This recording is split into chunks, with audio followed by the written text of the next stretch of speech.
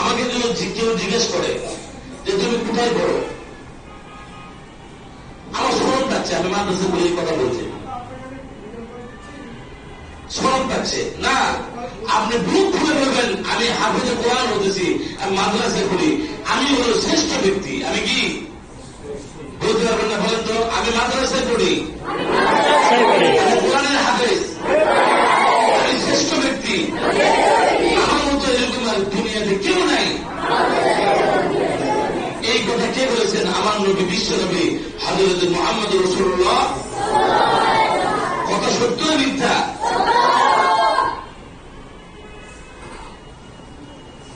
কিন্তু আমরা মন মনে রাখি মাদ্রাসা করে দেখি গিয়া তুই কয়েকদিন ধরে আসলি এমন ভাব দিচ্ছে মাদ্রাসা করে করে এটি অসহায় এতিমরা করে, এরকম একটা ভাব দেখা এতিম বুঝাচ্ছে মাদ্রাসা করেছে এরকম কেন? আপনার শুনলে খুশি হবেন এই সরকারে এই কওমি মাদ্রাসার জন্য সরকারি চাকরির ব্যবস্থা করছে। সুবহানাল্লাহ বলেন।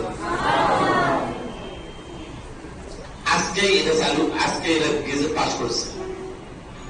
যে এখানে 1 নম্বর শর্ত হলো কোরআনের হাফেজ হওয়া লাগবে, 2 নম্বর শর্ত হলো তাহলে হাফেজ পাস করা লাগবে। এরকম কেউ যদি হয় তাহলে আলিয়া মাদ্রাসায় বুঝলেন সহকারী শিক্ষক হিসেবে, আরবি শিক্ষক হিসেবে নিয়োগ দিতে পারবে এই কওমি মাদ্রাসার ছাত্রগুলা, কওমি মাদ্রাসার হুজুরগুলা এরা নিয়োগ পাবে।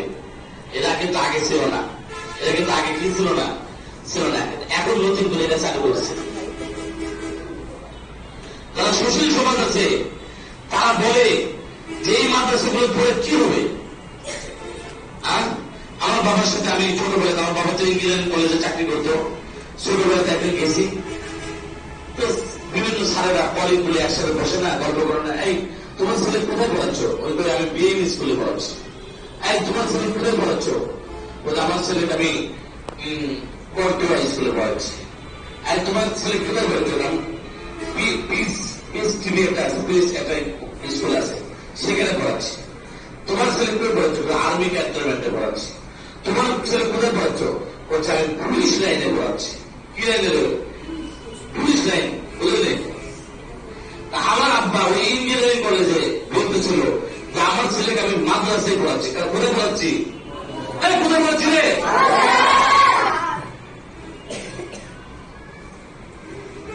তো ওর থেকে আমার এক কলে আমার একজন কাকা লাগে, এখনো বেঁচে আছে, রিটার্ন প্রাপ্ত, মরেনি এখনো, আমার আব্বা তো বলে গেছে।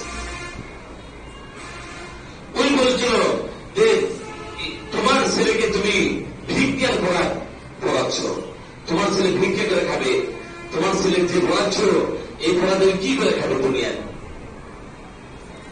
নাউজুবিল্লাহ বলেন। আমরা ভিক্ষা করে খাই?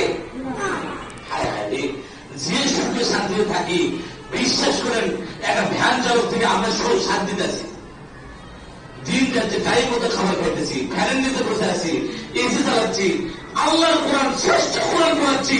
এর থেকে বড় কিছু কি হতে পারে? এর থেকে বড় কিছু হতে পারে? আমি তো মনে করি প্রেসিডেন্টের থেকে ভালো আছি। আর দুনিয়ার যেরকম কোন দল কি করছে, কখন কোন ভোটা মারছে, কোন জায়গায় কি হচ্ছে, কোন জায়গায় রোড সেলিং হচ্ছে, কোন জায়গায় গাড়ি গাছ চলে, সেই চিন্তা নিয়ে বোঝা, কোন জায়গায় টাকা ব্যাংকে করা লাগবে সেই চিন্তা। কিন্তু আমার ওই টেনশনও নেই।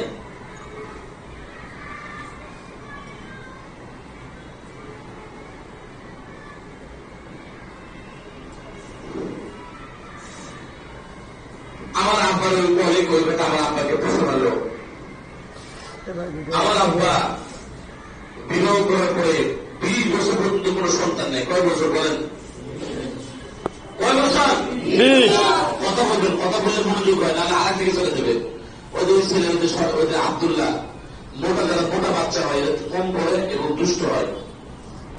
আমার অভিজ্ঞতার আলোকে বলছে, যারা একটু স্বাস্থ্যবান হয় এরা দুষ্ট হয় এবং তারা কম পড়তে চায়। সবাইকে বলেছিল ভাই মন খারাপ করো না, যান যারা দুষ্ট করে তাই কথা বলছে। আমি তো বহুত দিন তো পড়ালাম ভাই, এটা আমার একটা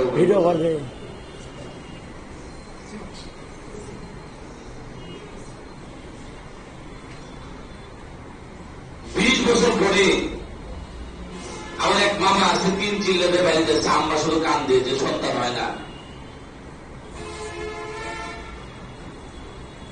তখন বললো, বোন তুমি কান্দো কেন? ও যে আমার সন্তান হয় না, 20 বছর হয়ে গেল। তো তুমি আল্লাহর কাছে নিয়ত করো যে তোমাকে যদি আল্লাহ সন্তান না করে, ছেলে দিক মেয়ে দিক, তুমি কোরআনে হাফেজ আলেম বানাবা, এই নিয়ত করো। আল্লাহ কান্দতে কান্দতে নিয়ত করো, আল্লাহ তুমি যদি আমার ছেলে দাও মেয়ে দাও যাই দাও, আমি কোরআনে হাফেজ আলেম বানাবো। এবং আজীবন এরা হলো এই দিনের রাস্তায় থাকবে, দিন থেকে অন্য কাজে তাদেরকে নিয়োগ করবো না। আমি এই বান্দা, আল্লাহ আমাকে দুনিয়াতে পাঠাইছে। মায়ের পেটের থেকে করে হয়তো ওরকম মুশকিল লাগান, এরকম ছোটবেলাতে আমার আম্মা বলতে তুমি মরে দেবো, তুমি মরে দেবো, আল্লাহর ওয়াদা পূরণ না করলেন আমার ছেলে মরে দেবে। এই আমার মাদ্রাসা তুই আছে বা ওর মতো আমি